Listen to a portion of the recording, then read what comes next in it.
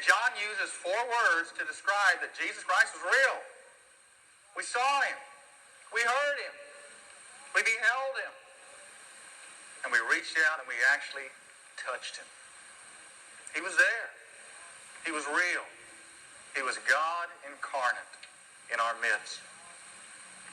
There's a college professor who was very much a skeptic. And this college professor would always like to get the freshman class that he had available to him in his earlier, at that first semester when they got there. And he would challenge them and says, have any of you ever seen God? And they would say, well, no. And he'd say, have any of you ever heard God? And they would say, no.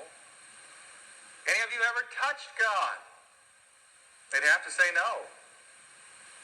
Then the professor would say, well, that means there is no God.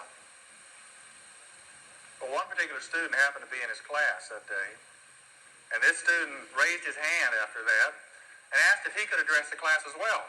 The professor, who was always confident at these moments, said, well, okay, that'd be fine. Well, this student stood up, and the student said this. He looked around the class and says, have any of you ever seen the professor's brain? Have any of you ever heard the professor's brain? Have any of you ever touched the professor's brain? He says, well, we must conclude the professor has no brain. He'll kind of use the logic back on him. You know, God is here. God has revealed himself through Scripture. God has revealed himself through his Son. You know, Jesus Christ is real.